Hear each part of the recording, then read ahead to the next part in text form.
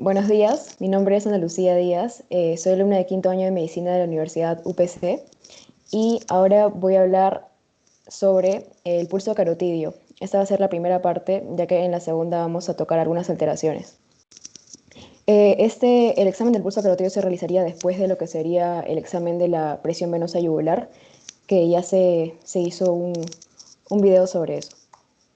Entonces, el pulso carotidio aporta una valiosa información de la función cardíaca y es esencial que se realice en el examen físico cardiovascular. Es particularmente útil para detectar patologías de la válvula aórtica, ya sea estenosis o insuficiencia de la válvula aórtica. En cuanto a anatomía, hay que recordar, para poder palparlo y bueno, también realizar la inspección, hay que recordar el famoso triángulo carotidio. Aquí está un poco de información sobre este. En cuanto a sus límites, por ejemplo, el límite anterosuperior sería el músculo digástrico, el anteroinferior sería el homoioideo y el más importante es que el posterior es el músculo esternocleidomastoideo, punto que se va a tomar en cuenta para poder eh, palparlo, ¿no? Porque es el músculo que más referencia anatómicas, que de más referencia anatómica se tiene, se le puede identificar fácilmente. Aquí está lo que contiene este triángulo, que es importante saberlo. Sin embargo, vamos a pasarlo ya que, bueno, esto lo pueden leer y nos vamos a enfocar en simplemente la arteria carótida, ¿no? Entonces, para la evaluación del pulso carotidio, la cabecera de la cama debe estar elevada a 30 grados aproximadamente. Primero se debería inspeccionar el, el pulso. Sin embargo, obviamente, primero se recomienda palparlo y luego saber dónde está y luego posteriormente inspeccionarlo, ¿no? Para saber si es que las pulsaciones son visibles y darnos cuenta de la intensidad que pueda tener este pulso. En segundo lugar, se procede a palpar con los dedos índice y medio o pulgar contrario. Por ejemplo, si estamos examinando la parte arterial carótida derecha del paciente, que es por la que se prefiere iniciar, se examinará con el pulgar izquierdo, o sea, el pulgar izquierdo del examinador, ¿no? Sin embargo, más se recomienda que se realice la inspección con los dedos, perdón, la palpación con los dedos índice y medio. Se debe aumentar lentamente la presión hasta notar la pulsación máxima y luego reducirla hasta palpar la presión y contorno arteriales. Luego vamos a definir lo que es contorno y perdón,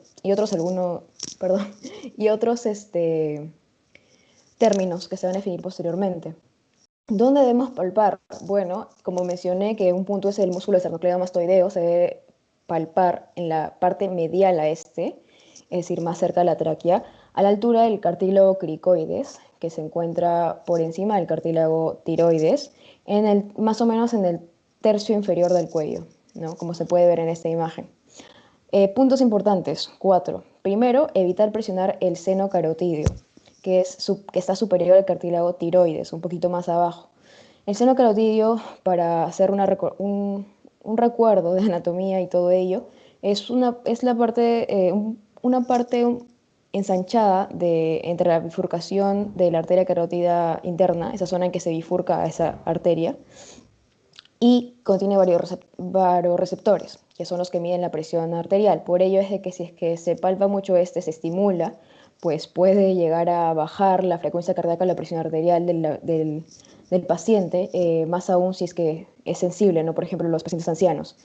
Segundo, nunca presionar las dos carotidas al mismo tiempo. Se evalúa primero la derecha y luego la izquierda, se prefiere hacer esto, ya que bueno, hay riesgo de síncope porque se evita el paso de sangre a la cabeza del paciente y hay ese riesgo. Luego, lo tercero es que si es que en la inspección se evidencia una prominencia pulsátil unilateral, que no es normal, si es que el paciente tiene elevada la frecuencia cardíaca o en una situación de hipervolemia, por así decirlo, se verá en ambas carótidas. Sin embargo, si es unilateral, se debe pensar en arteria carótida tortuosa. ¿Qué es esto?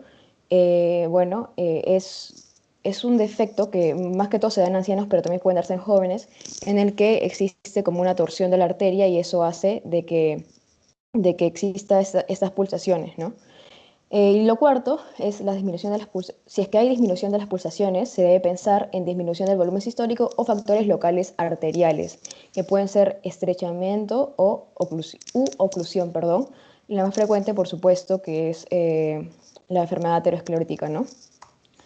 Entonces, en la valoración esto es muy importante. Normalmente, bueno, a mí me enseñaron también en la universidad que la mnemotecnia sería frías, que era frecuencia, ritmo, intensidad, amplitud y simetría. Sin embargo, ahora ha cambiado un poco esto. Lo que he encontrado en la bibliografía es que existe otra mnemotecnia, que es la mnemotecnia FRITACE, que se ve acá en las letras resaltadas. Aquí está lo que significa cada uno, que es frecuencia, regularidad, igualdad, tensión o dureza, amplitud, celeridad o contorno. En cuanto a la frecuencia, como ya se sabe y se va a explicar también posteriormente, es el número de pulsaciones en un minuto. Cuando la frecuencia es menor a 60 pulsaciones por minuto, se diría que el paciente está en bradisfigmia en cuanto al pulso, y si es que es mayor a 100 por minuto, 100 latidos por minuto, o pulsaciones, perdón, se diría taquisfigmia. En cuanto a la regularidad, este sería, o sea, si es regular, que el espacio de tiempo entre cada onda sea el mismo. Como podemos ver aquí en la imagen, no sé si se ve el puntero, tiene que ser igual. En cuanto a la igualdad, es cuando las ondas son iguales en altura. Ahora, en cuanto a la tensión o dureza, se refiere a la presión que el dedo debe ejercer, el dedo del examinador, sobre la arteria para que desaparezca la onda pulsátil. Esto también depende de si es que la arteria está muy rígida o si es eh, un poco más elástica, ¿no? En cuanto a, eso varía con la edad de los pacientes. En cuanto a la amplitud, que es algo muy importante, es la altura de la onda del pulso, ¿no? Qué tan alta es esta onda. Y esta es condicionada por la magnitud de la presión diferencial. Normalmente la amplitud es mediana, sin embargo, por ejemplo, en el pulso que es llamado magno, esta amplitud está aumentada, es más alta la onda, y en el pulso parvo está disminuido, ¿no? Es un pulso de onda pequeña, poco palpable. Ya luego lo hablaré mejor en las anormalidades del contorno del pulso. En cuanto a la celeridad o contorno, más que todo celeridad, se refiere a la duración de cada pulsación, es decir, el tiempo que tarda en ser elevada la onda, perdón, el tiempo que tarda en ser elevado el dedo que palpa la arteria. O sea, el tiempo que transcurre en que se eleve la onda. Normalmente, el pulso Zeller, por ejemplo, o saltón, es cuando se da muy rápido esta elevación, que se va a ver en las anomalías. Y el pulso tardus es cuando tarda, valga la redundancia, en que suba esta onda, ¿no? Es un poco más aplanada, por así decirlo, pero o sea, la onda es más perpendicular que vertical. Esa sería la palabra. Ojo que bueno, perdón, algo importante es el ritmo, ¿no? El que llamamos ritmo es cuando la frecuencia, la regularidad y la igualdad son normales. A eso se le llamaría ritmo y es muy importante tenerlo en cuenta para ver las alteraciones del ritmo del pulso.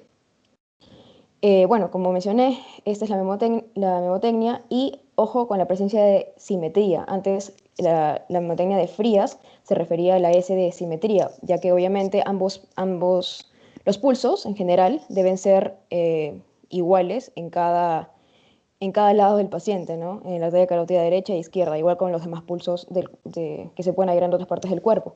Y también se deben de prestar atención a los frémitos y soplos que se van a ver, de los que voy a hablar posteriormente.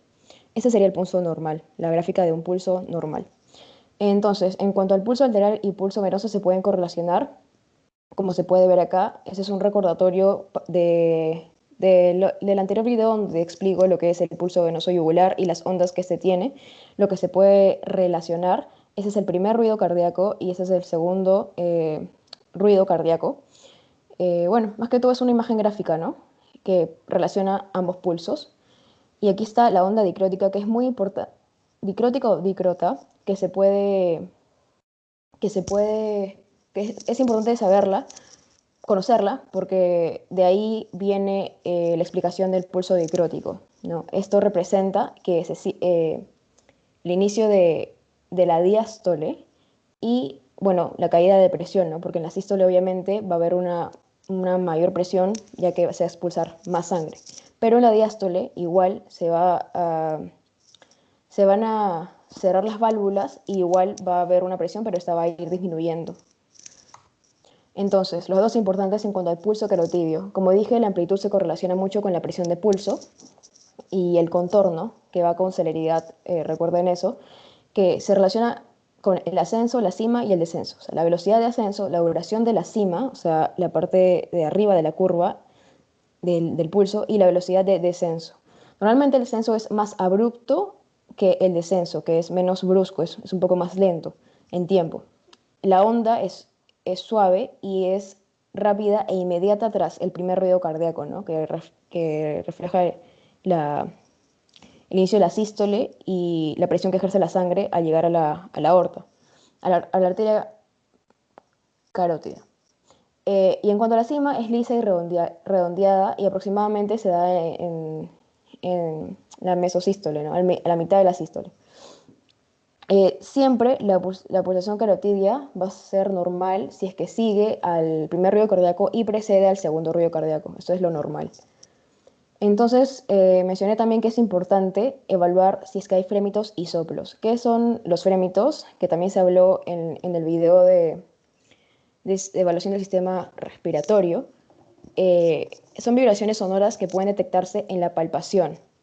Y es muy importante, sobre todo, si es que se detectan estos frémitos, evaluar si es que existen soplos carotídeos. Igual se deben evaluar los soplos principalmente en pacientes de edad muy mayor, en ancianos. Los soplos, como ya se ha mencionado, son ruidos procedentes del flujo de sangre turbulento que pueden auscultarse con el estetoscopio.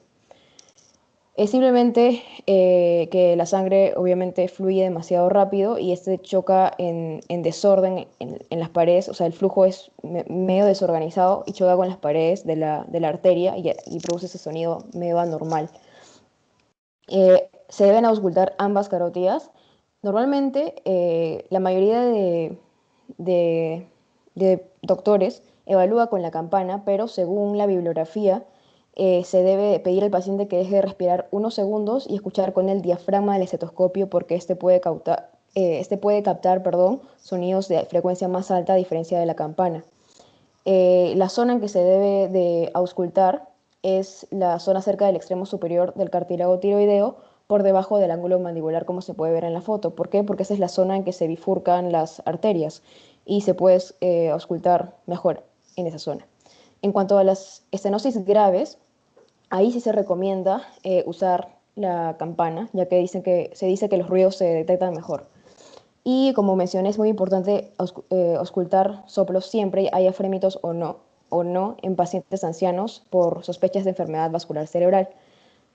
¿Por qué es esto? Porque en cuanto a las causas frecuentes de soplos carotídeos, tenemos estas que están en este cuadro, pero siempre va a ser la más frecuente la aterosclerosis de la arteria carótida interna, que obviamente va a predisponer al paciente a que tenga un accidente cerebrovascular. Y este es más prevalente en pacientes ancianos, ¿no? Aquí en esta imagen se puede ver un poco de la patofisiología de la enfermedad, eh, de lo que es la enfermedad aterosclerótica que predispone a un accidente cerebrovascular, ¿no? El pulso en la arteria braquial, se recomienda evaluar el pulso en esta arteria en pacientes con obstrucción, acodamiento o frémitos carotídeos. La valoración es igual con la memotecnia que mencioné, que en el pulso carotídeo se debe evaluar con los índices, con el dedo índice y medio o el pulgar contrario, como igual que en el pulso carotidio, y se debe palpar justo medial al tendón bicipital. Como se puede ver en las imágenes, aquí está el músculo bíceps y aquí está su tendón, se debe palpar justo medial a esa zona. El verso del paciente se recomienda que esté estirado y la palma de la mano hacia arriba, sin embargo se puede flexionar en casos de que el músculo esté muy rígido y se puede flexionar cuanto se requiera para que se logre una correcta relajación muscular y se pueda palpar mejor el pulso. Otros puntos en los que se puede palpar el pulso, en realidad la exploración de los pulsos es necesaria en el examen del aparato cardiovascular. Sin embargo, en el orden, me parece que es al final de todo, de examinar incluso el corazón. Pero aquí les pongo unas imágenes de otros lugares donde puede palparse también el pulso, ¿no? Que corresponden al nombre de las arterias que se palpan en sí. Y aquí ya también hay otra imagen que en este caso incluye al pulso subclavio. Ujú. Y bueno,